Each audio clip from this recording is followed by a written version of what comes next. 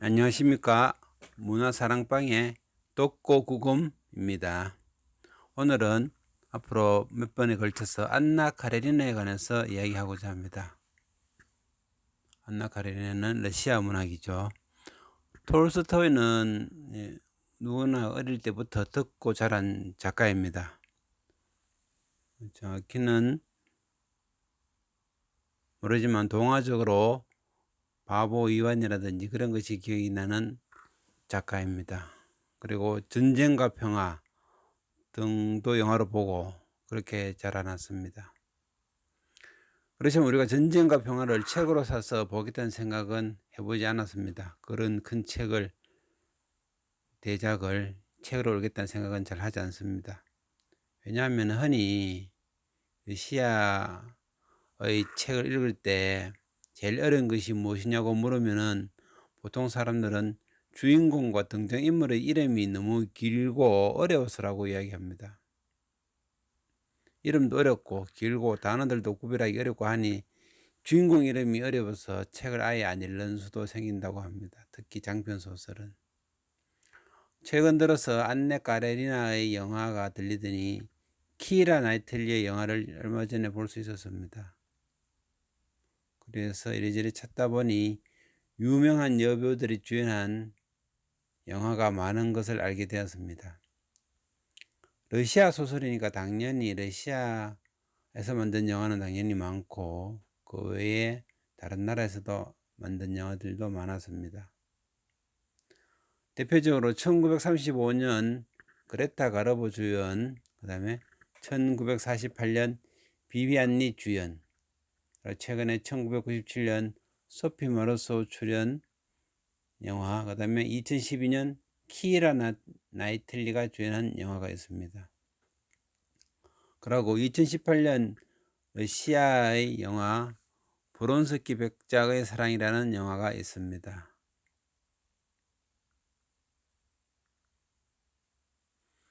(1935년작) 그레타 가르보 주연의 영화는 여자 주인공 그레타 가르보라는 불세출의 배우가 출연하여서 그 별명이 스웨덴의 스핑크스라는 명성처럼 신비로운 안나 카레리나를 연기하였습니다. 이 가르보는 무성영화도 찍은 배우고 또 유성영화도 찍은 배우입니다. 1948년작 비비안니 영화는 전반적으로 평범하고 무리가 없는 영화라고 할 수 있습니다.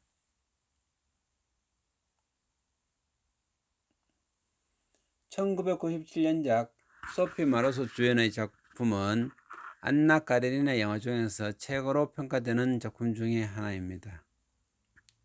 그리고 2012년 키라 나이틀리 출연작은 안나 까레리나의 감정을 잘 표현한 뮤지컬 형식을 이용한 작품으로 정지 화면을 적절하게 사용해서 안나와 브론스키의 사랑의 감정을 잘 표현한 수작이라고 하겠습니다. 소설에 적합하게 잘 된 영화는 소피 마르소가 출연한 작품이지만은 안나 카레리나의 감정을 따라 가려면은 키라 나틀리 출연 작품을 추천하고 싶습니다. 2018년작 작품은 러시아 작품으로서 안나 카레리나를 러시아적으로 새로 해석하였다고 할 수 있는 안나 카레리나가 죽은 지 30년 뒤 러일 전쟁터에서 만주에서 만난 브론스키와 안나의 아들 간의 안나에 대한 회고에 대한 이야기입니다. 톨스토이 소설 중에서 1, 2등을 차지하는 안나 카레리나를 영화만 보고 이야기하기에는 약간 성의가 부족할 듯해서 인터넷에 검색해보니 여러 출판사들의 책들이 비교가 됐습니다. 제가 책을 다 읽어 비교할 수는 없어서 책 고수들의 비평을 읽어보고 2권짜리 안나 카레니나 책을 사서 읽었습니다. 원래는 서점에 가서 책의 크기, 편집 상태 등도 다 살펴보고 사는 타입이지만은 코로나 시대에 굳이 그렇게 하기는 어려워 온라인으로 비교해서 구입하였습니다. 출판사는 열린 책들이고 번역자는 이명은 님입니다. 1권이 792쪽이고 2쪽이 672쪽입니다. 1권, 2권이 나눈 건 괜찮은데 2쪽의 페이지 번호를 1권에 연결해서 차례대로 매기면 좋은데 2쪽은 또 처음부터 1쪽부터 하는 것이었습니다. 다음부터는 연결해서 했으면 좋겠다고 생각합니다.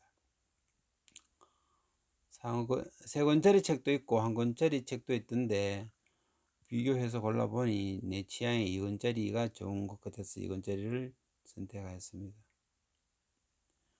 예전에 레미제라블을 읽었는데 두 달 걸린 적이 있어서 이번에도 한 달 이상 걸릴 듯 했으나 그 전에 영어를 많이 봤기 때문에 이번에는 좀 빨리 읽었습니다. 책은 원문대로 번역하였다 하니 1장부터 8장까지로 구성되어 있고 7장에 가면은 안나가 죽어버립니다. 그리고 8장에 레빈의 인생 이야기가 있고 브론스키는 새로 전쟁터로 가는 그런 이야기로 끝이 나게 됩니다.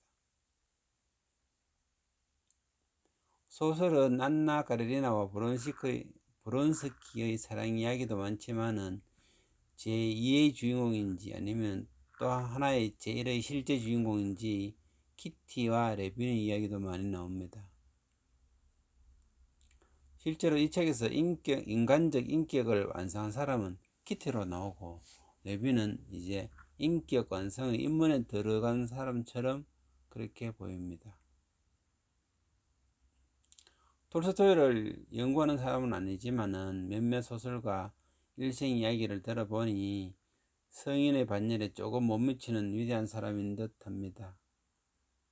마치 용이 되지 못한 거대한 인물인 것처럼 톨스토이의 위대한 영향력은 대단한 사람입니다.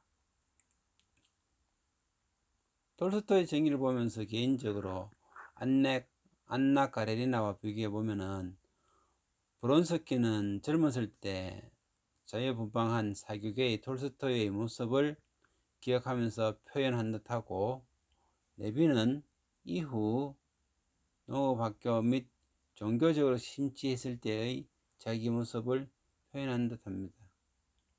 특히 결혼식 전에 일기를 보여주는 레빈의 모습은 톨스토이가 실제로 결혼 전날 신부인 소피아에게 자기의 일기를 보여준 것 그대로 소설에 옮긴 것입니다. 톨스토이는 레빈을 통하여 자기가 깨달음의 길로 가고 있는 듯한 모습을 표현하고자 한 것 같습니다. 그러면서 젊었을 때 자유분방하게 놀던 자기의 모습은 브론스키라는 인물에 실어서 저 멀리 전쟁터로 보내버리고 그래서 자기를 씻어 보낼 듯한 그런 느낌입니다. 그러면 이제부터 안나 카레리나 5편 영화에 대하여 이야기를 1편 1편씩 차례차례로 하도록 하겠습니다. 오늘은 안나 카레리나 중에서 그레타 가르보와 관련된 영화 이야기를 하겠습니다.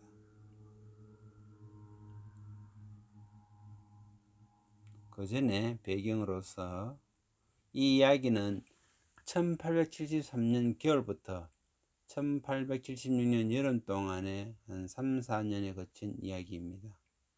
그리고 1873년 또 장교 말 시합이 있었다는데 그런 역사 기록이 있었고 안나의 아들이 그때쯤 8살쯤 된다고 보시면 됩니다. 안나는 18살에 결혼하였습니다.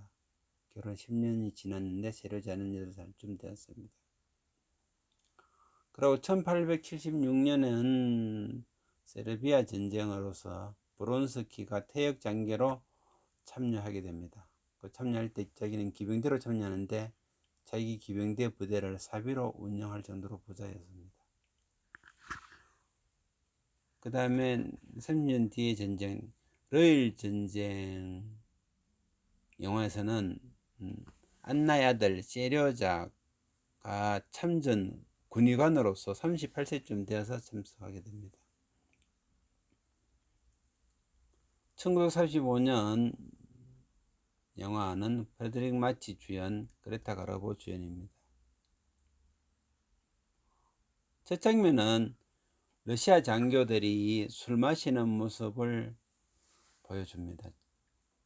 고위 장교들이 식탁에 둘러앉아서 보드카를 석 잔을 한꺼번에 마시고 테이블 밑을 기어서 나오고 또 석 잔을 마시고 기어 나와서 나오고 이렇게 해서 끝까지 남은 사람이 이기는 게임인데 여기서 브론스키가 최후의 1인자로 이기게 됩니다. 이 비슷한 장면은 똑같은 장면은 아니지만은 러브 오브 시베리아에서도 보드카를 저렇게 엄청 마시는 장면이 조금 나오기도 합니다. 브론스키와 안나 카레리나 오빠인 스티바는 같이 목욕을 하는 사이로 나오고 있습니다. 여기까지는 소설이 없는 영화의 도입부입니다. 목욕을 마친 모스크바 역에 어머니 마중을 나간 브론스키는 마침 내리는 안나 카레리나를 보고 깜짝 놀랍니다. 너무 이뻐서. 그래 모친과 안나 카레리나가 같이 와서 인사를 하게 됩니다. 근데 역을 떠나는데 역에 기차 직원 하나가 기차에 끼어 죽는 사고가 납니다. 안나 카레리나는 그것을 보고 나쁜 일의 전조라고 이야기합니다. 스티바, 즉 안나의 오빠가 프랑스 가정교사와 연애 편지를 주고받은 것을 부인 돌리가 알아버린 것입니다. 그래서 가정이 지금 며칠째 파업 상태라서 엉망진창인데 안나가 돌리를 달래려고 온 것입니다. 이 소설이나 영화에서 좀 웃기는 점은 그 시대의 러시아를 반영하지만은 주인공들은 다 러시아 사람이고 이때 당시에 유럽 문화를 배운다고 전부 다 집에서 프랑스를 배우고 있고 자기들은 프랑스어로도 대화하는데 이름이 돌리라고 영국식이라고 합니다. 그 주인공은 키티도 있고 즉 러시아 이름도 아니고 프랑스도 아니고 그렇습니다. 책을 읽어보면은 이때 영국 문화도 유행해서 예명을 다 영국식으로 불렀다고 합니다. 그래서 다리아 알렉산드로브나를 돌리라 부르고 예가제리나를 키티라고 부른다고 합니다. 예명이 상당히 많아서 뭐 여러 간단하게 번역자가 간단하게 해주지 않으면은 무지무지 복잡하게 들리게 됩니다. 어쨌든 안나는 오빠 스티바의 문제를 해결하고 며칠 묵으면서 무도회도 참석하게 됩니다. 중요 무도회에 키티의 예대인 레빈도 참석합니다. 이 사람은 스티바의 친구이기도 합니다. 예전에 친하게 지내서 당연히 레빈이 키티에게 청혼해야 하는 듯한 분위기가 연출됩니다.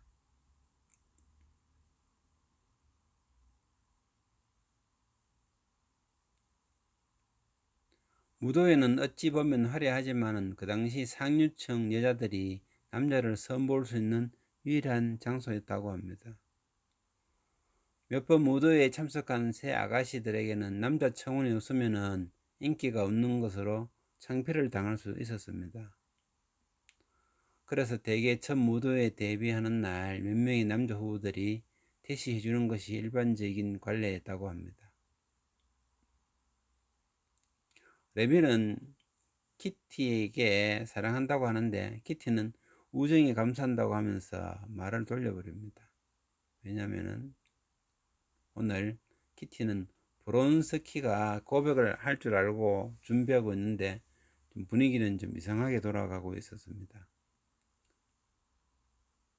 큰 강당에서 왈츠, 마주르카, 카드리우 등 여러가지 춤이 선보입니다. 무도회가 끝나고 안나는 바로 돌아가 버리는데 상트페테르부르크와 모스크바 사이에 볼로고에에게 잠시 내려 쉬는데 브론스키를 만나게 됩니다. 브론스키가 갑자기 잊을 수 없다면서 고백을 합니다.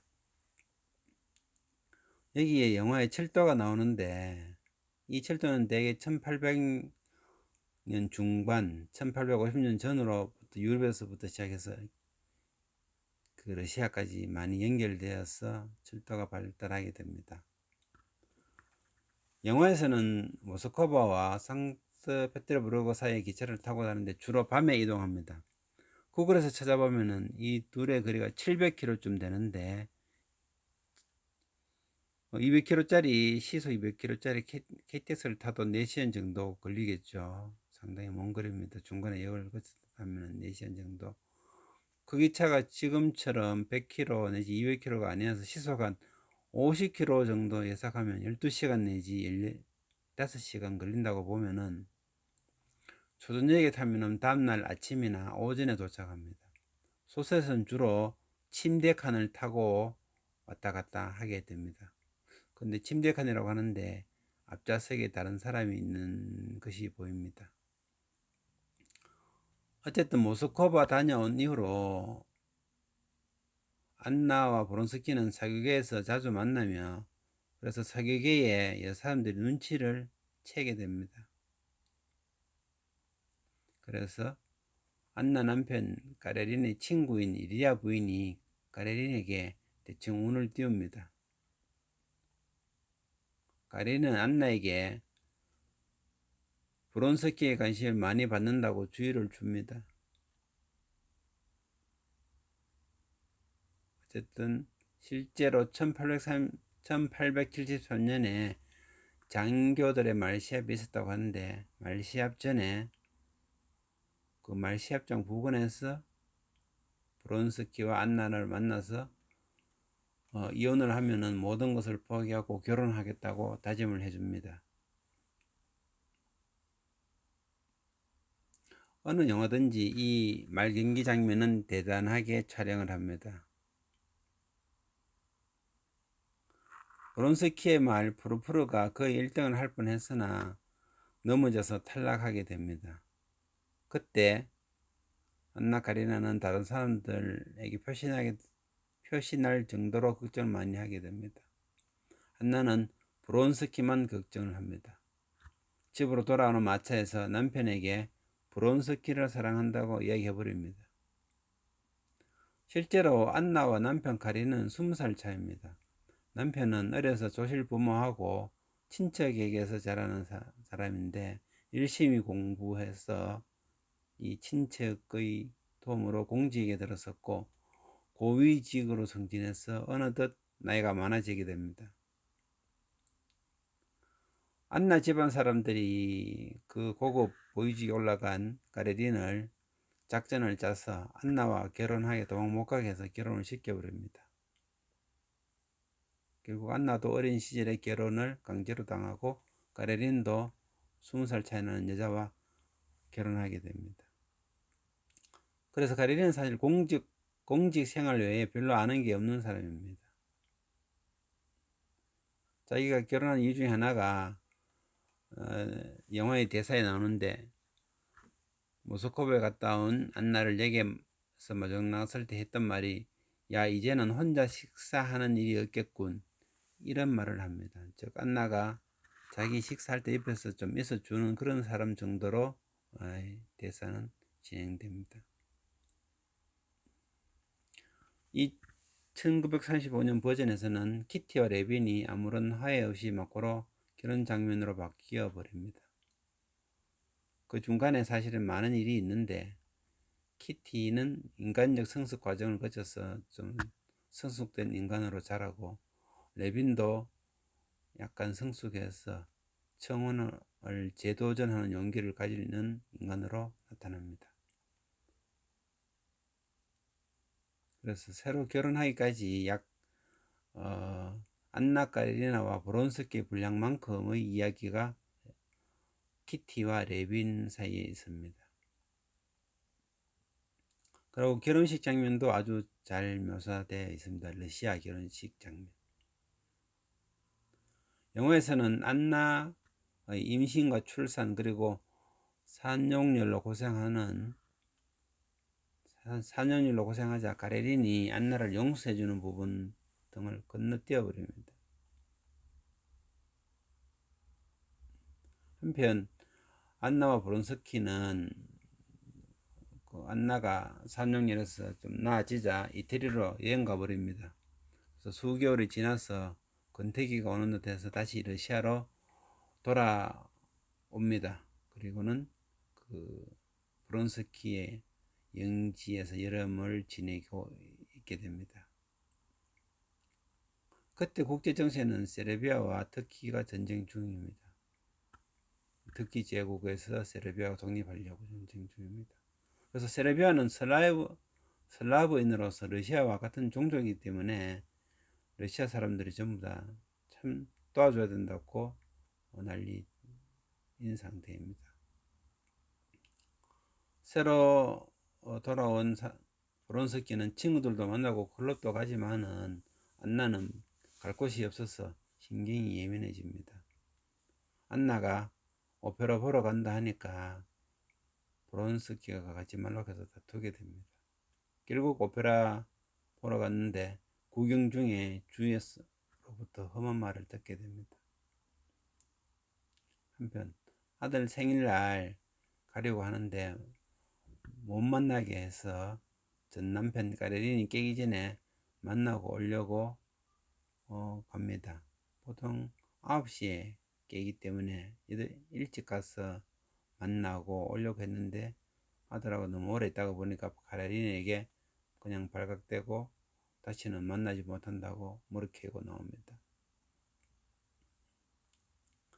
한편 시골에 계속 있으니까 무료해지기도 하는데 브론스키 친구인 야서빈이 세르비아 터키 전쟁에 참여하자고 자꾸 꼬십니다. 근데 전쟁에 가면은 오래 걸리기도 하고 죽거나 할 텐데 안나의 의견을 물어보지도 않고 뭐 간다고 그렇게 이야기합니다.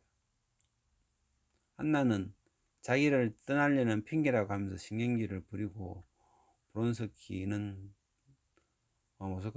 모스크바로 떠나버리고 그 서로 이제 오해를 풀려고 새로 만나야 된다 하면서 편지를 쓰지만은 제대로 전달 안 됩니다.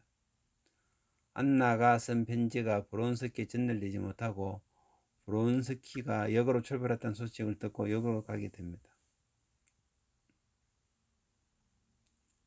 브론스키가 세르비아 터키 전쟁터로 가는 기차를 타고 떠나게 됩니다.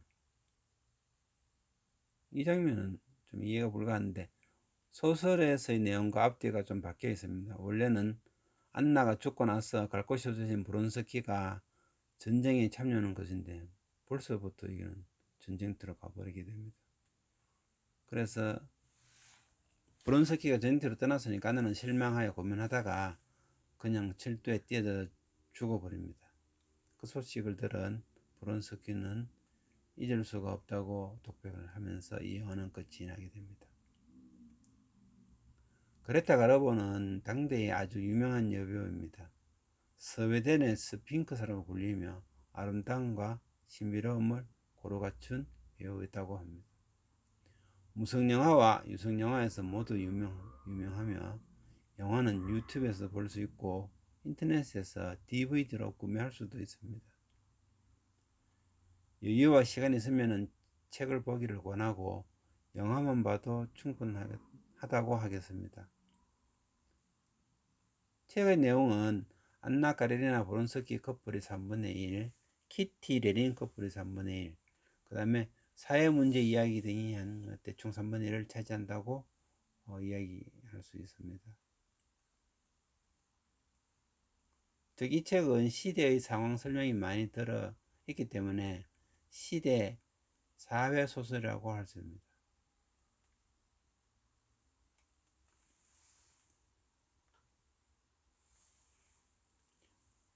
안나 이야기에 보면은 러브 스토리, 불륜 스토리지만은 전체적으로는 사회 소설 중에 안나 이야기가 들어가 있는 모습일 수도 있습니다.